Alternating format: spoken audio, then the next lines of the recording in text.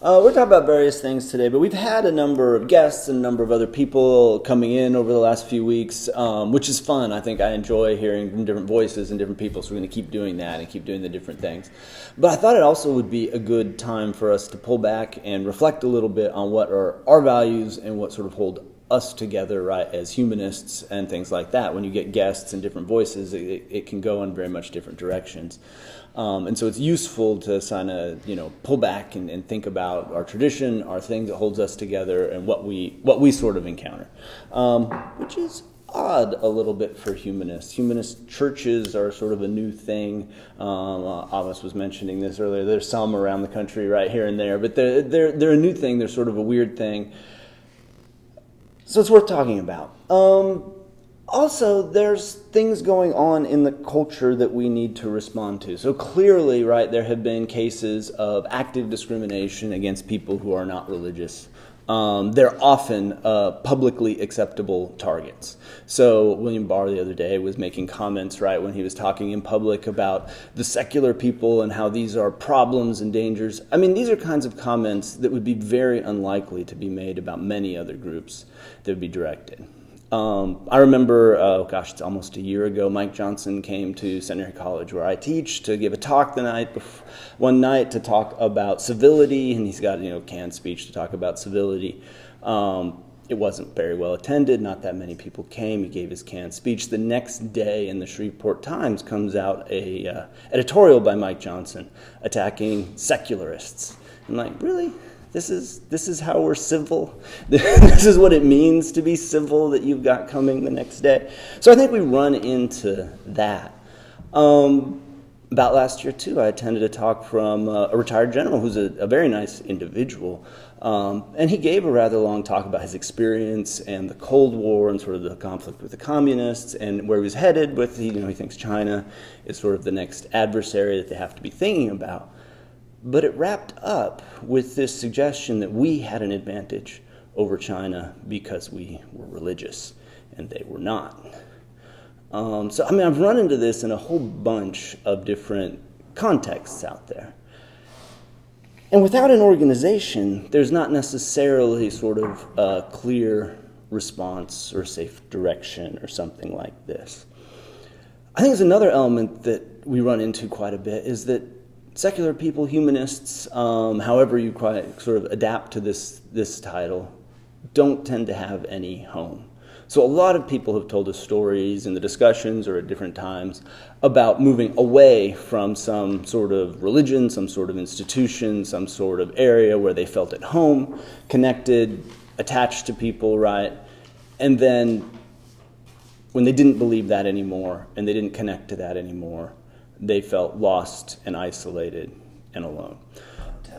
Untethered, right? That you lose something like that. So I kind of wanted to talk, I think that is a bit of the sort of the situation that we see ourselves in and that we find ourselves in. Now, I think one of the things that makes it challenging is when you think this is new. So I looked a little bit into the history of humanism, and this is not new. Humanism as a title sort of comes up in the 14th and 15th centuries in Italy with what we call the Italian Renaissance.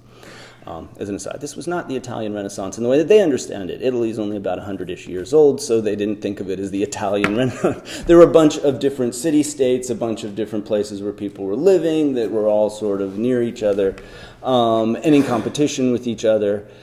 And a group of people rise up who call themselves the humanists, right? That this is different than the others. Now, nearly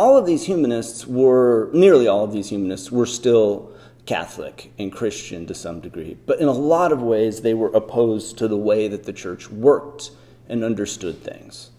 They were driven by an interest in the classics. They had recently discovered things like Plato and Aristotle, Epicurus, and Cicero, and these sorts of things. And so they appealed to those for their arguments, for their ideas, for the directions that they wanted to go. They focused their attention heavily on human affairs. So they were less concerned with getting their religious beliefs just right and a lot more concerned about looking at the way the world works. Machiavelli is probably one that you've heard of.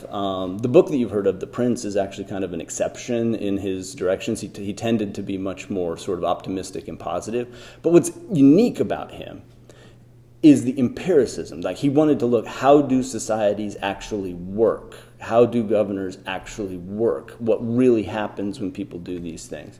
Instead of looking at the Bible, at the church history, at these kinds of sources, he really starts sort of a sociological analysis and focus on human affairs. And the thought was that human techniques, human affairs, human ingenuity, right, was enough to start to have knowledge, to understand the world. You didn't need divine support. You didn't need divine intervention. You didn't need revelation. You didn't need somebody handing this down to you. You could do it, not necessarily yourself, but with other humans, right? Human techniques was sufficient. They emphasized that rationality and pleasure were both good. I think this gets repeated a lot, but I think it's useful, right? Rationality means what they're going to do is think things through. What is this counter to? This is counter to tradition. This is counter to deferring to what has been done in an authority, right, in a pattern this way. It's, no, we're going to be rational means you've got to justify it with these reasons and not your position of authority, not your history, right? This is how it's been done. Noting pleasure is good, I think for us seems a little strange, but this was a real challenge. Many of the Catholics at that time thought pleasure was corrupting and suspect, and anything that brought pleasure was dangerous, right, in the way that it could pull you away. And so this is noting just a simple human, animal good to be central. They also emphasized human dignity and equality, right? This was two crucial parts of things that were important to them. Human minds were roughly equal. Political participation, taking part in society, was what humans were sort of meant to do. It's a sign of a good human life. So the idea was not to become monks and withdraw. The idea is not to, reach contact with God and so forth. The idea was to live a successful human life in one of these little city-states, the Italian city-states, right? To be connected to people, to be building that, to be improving it. So historically, I mean, this is 14th and 15th centuries, right? This is old. The problems that they're addressing are familiar. We're not the first ones to be here. Things look a little different today, but not completely. Modern humanism, such as the American Humanist Association, they define themselves, right, as being good without God. They take that to be sort of central to their approach. In the way that they think of themselves. So they do tend to articulate themselves in more atheistic or agnostic style, right, and what they're after. But if you look at what their values are, they really mirror these 14th and 15th century Italians. They talk about epistemology, right? They, rather than revelation, authority, or tradition, they believe in rationality. I mean, it's the same thing that they repeat. They want to emphasize the material world. Okay, so they don't say the human world, they say the material world, but they're talking about this one, right? It's not a matter of getting right with God, it's a matter of looking at our world and the way that it works. They emphasize focusing on human concerns rather than spiritual correctness. So there's a lot in just the American Humanist Association that looks very much like what these original Italian humanists were looking at. Okay, so this is old, this is familiar. I want to argue a little bit for a slight shift in the direction that they're going, but also to say that humanism is particularly well suited to now. That is particularly well suited to the problems we are facing today in the United States and around the world, bigger than that. Humanism, I would say, is better suited than the other traditions are at this point to face this. Which means I got to tell you what the problem is, right? We can't address this without thinking of the problems. I think one of the big problems that we are facing is division. We're seeing lots of division being fed. Racial divisions are being emphasized and encouraged, and people are fighting more about this. We're seeing ethnic divisions being fed in a number of ways, right? These people are your enemies. We're seeing religious divisions being fed. We're seeing lots and lots of splits around nationality and all of this. I think we're getting a very, they talk about polarized world, right, that is coming up. So these divisions are I mean, they've been there. It's not like they weren't there. But people are very explicit these days about dividing us and splitting us and pulling us apart, which is exactly the opposite of the other problems that we face. So we talked about climate change earlier, right? There's a lot of ecological problems that we face. Those problems cannot be handled by any one nation, much less any one person or any one group. This is going to require international cooperation, like the exact opposite of all of this fighting that we're being encouraged to do. It has to stop if we're going to survive. The global economy, right? Virtually nothing that is produced in the United States, right? We won't survive if it can't be shipped out. So, the tariff war with China has created massive problems for American farmers, right? Of course, if we stop buying goods from China, it's going to create massive problems for China.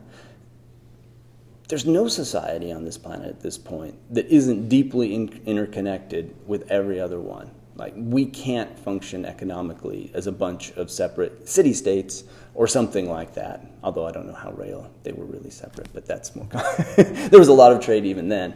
But it's extreme these days. So we have to figure out how to work together, how to connect, how to get along. We have to counter the divisions, the seeing each other as the enemy, right? The idea that we can't work across these boundaries or that we need to be separate. All right. So humanism and the solution. I think humanism does provide us with the solution in a lot of ways. It helps us move forward in what we need to do. Science gives us a good way of resolving our differences. That is, we can decide what works and what does not work, right, by appealing to science. So how might this work? I mean, there can be lots of different examples. I was in India this summer, took a vacation to India this summer, and all of the tour guides we encountered, they're very aware of how much yoga has become part of, like, America. Some of the hotels were as well. There'd be, like, pictures of white people and all this sort of stuff. Like, yeah, I know who this is aimed at. The thing is, right, when yoga gets adapted in the United States, it loses a lot of the Hindu traditions and Hindu ideas that were part of it, right, that came with it. So I was kind of curious what their attitudes would be like. Did they think it's shallow? No, the people I encountered were proud. And this followed up very shortly with, like, okay, next you guys need to do astrology and numerology, right? This is what you need to do. This is how you need to handle it. This was the direction things needed to go. Then they started talking about foods that were warming and cooling and how these things would upset your digestion. And all of this sort of thing came, like, they thought this was all flowing through. So what can we do? Well, science can help us here, right? We can look. Is yoga useful? What parts of it are useful? How is it useful? Is meditation useful? What parts of it are useful? How are they useful? Food's really warming or cooling? Do they really upset your digestion? Like, we don't have to, like, defer to one tradition or another or say that's me or that's not. We can say they've learned some things, and I can learn from them. And other parts, that didn't work, right? And that's not going to work for me. Now, that's just an example, one example. We can do that all over, right? There are traditions all around the world that have parts that are valuable, that are useful, and parts that are not. And science can help us work through this, right? We can look at this. We can examine it. We can say what helps and what doesn't. Science can also help us think about what values to uphold, right, that need to make sense. So Peter Singer makes this point, although I think it's a wonderful one. A lot of times when people talk about morality in public life, what they tend to talk about is sex. Who has sex with who, and how, and when, and which way, and is the same-sex marriage okay, and is this all right? This tends to be some of the issues. A much bigger issue is climate change. That is a much bigger issue, is going to be what you drive, what you eat, how you fly. These have much more consequences for the world, right, and for everything. And we can approach this again. This is something science tells us, at least partially, right? We can look, what are the consequences of these different things? How do they work out? And so we can see that in some degree our emphasis is in the wrong place, right? NASCAR should be a bigger issue, right? And the consumption of resources in that way. Okay, so I'm just suggesting a couple of things. That's one thing that it could do. Another thing that humanism directs us towards, is public, transparent reasoning. That is, participation in public life is important. We need public, transparent reasoning, discussion, and so forth. For a simple reason, all minds are equal, right? None of us comes with the revelation that we can just drop. Now, not everybody has the same background or same experience, right? So it needs to be brought up, connected, so on. But in that way, I would say it's like math or other science areas. That is, in principle, all of us can understand it. Some of us might not be there yet. It may take a little time and get farther. But the reasoning is public and transparent. It's not hidden. I think that's something that we need now as well. The third part, and the one I want to emphasize to some degree the most on this, is humanism can accept pluralism. And that's something that really, I think, we need to think about in terms of how it works. So what does this mean? Well, I pointed out that many of the original humanists were, again, in this Italian Renaissance, many of them were Christian, many of them remained Catholic, although they had lots of problems with the church and sometimes got excommunicated. But many times they stayed. That is, one can come to humanism from a lot of different directions, right? Your background may be this, that, or the other. You don't have to dump that when you approach humanism. It doesn't have to get dropped. Because humanism doesn't propose to have resolved every single one of these questions, right? To say, here is the answer. Thinking that all minds are equal, right, means that all of us are struggling with these questions and are thinking about them, and we come to it from a tradition, from a background, from a position that makes sense to us, right, from where we're at. But somebody could be coming from another angle. So the way I like to use humanism and think about it is it makes perfect sense to be an atheist humanist. That's fine. It also makes sense to be a Christian humanist, a Hindu humanist, a Buddhist humanist, right? All of these things you could say that you are. Ultimately, right, all of us are trying to learn from each other and think about these different debates, these different issues, right, and so on. So at some level, we don't have to resolve all of our internal religious differences, right? We can think different things, right, about different practices. Think this one works for me, this one doesn't, right? I don't understand how you can sit there and meditate. It drives me crazy. No, I mean, it's like you can approach these very different angles. We can work through them in different ways, but remain humanists. So what does that mean? We must remain committed, right, to science and what science tells us. We must remain committed to the idea that we are all have equal minds, right? So we all approaching these questions equally, right? There isn't one answer that needs to be given. And I think this gets back to the central problem when we were talking before about the discrimination and the lack of a home. This gives us a chance to give each other a home that was missing elsewhere, right? If you did not fit in another community one way or another because of your beliefs, the goal here is to say that you do fit in as you explore your beliefs, right? It's not because you believe this one thing, right, that you fit in as a humanist. Humanists are looking at the human condition, at the human situation, and they're doing their best, right, to make sense of it, to deal with it, to respond to it. And they're going to do it in different ways. So what's really important, right, is for us to think about this as providing that kind of home. What can you do for others? You can say, that's interesting, right? This is a struggle you're going through. This is a direction that you're taking it. This is what's making sense to you. It doesn't have to be what makes sense to me or what I would necessarily do. Although, I might challenge you from time to time and say, but what about this, right? Or I might tell you, as we talked about last time, a different story about the way that I interacted with that or the way that I engaged in it. But it doesn't have to be, right, just one thing.